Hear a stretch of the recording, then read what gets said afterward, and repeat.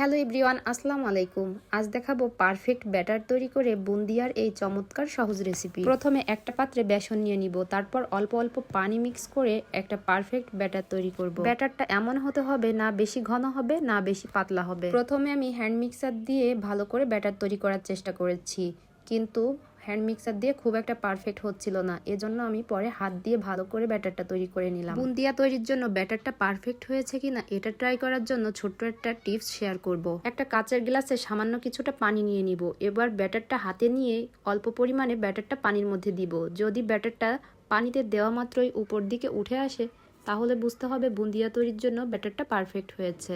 এবার কড়াইয়ে তেল গরম করে নিলাম আর একটা ছাঁকনির সাহায্যে ছোট্ট ছোট্ট বুন্দিয়া তৈরি করে নিলাম, ঠিক এইভাবেই। এবার তেলের মধ্যে বুন্দিয়াগুলা ভালো করে ভেজে নিতে হবে। লাল হওয়া পর্যন্ত ওয়েট করব এবং তারপর তুলে নিব। তেল থেকে উঠিয়ে গরম গরম বুন্দিয়া চিনির শিরাতে ভিজাতে হবে। এখানে দুঃখের বিষয়, চিনির শিরাটা রেডি করা আমার রেকর্ড করা হয় নাই, কারণ আমি জানতামই না এই ভিডিওটা কখনো আপলোড করব। কারণ এই প্রথমবার আমি বুন্দিয়া বানিয়েছি এবং খুবই পারফেক্টভাবে এবং সহজ ওয়েতে। আমি ইউটিউব দেখে এই রেসিপিটা শিখেছি। কেমন হয়েছে আমার বুন্দিয়াটা কমেন্ট করে জানাবেন। আল্লাহ হাফেজ।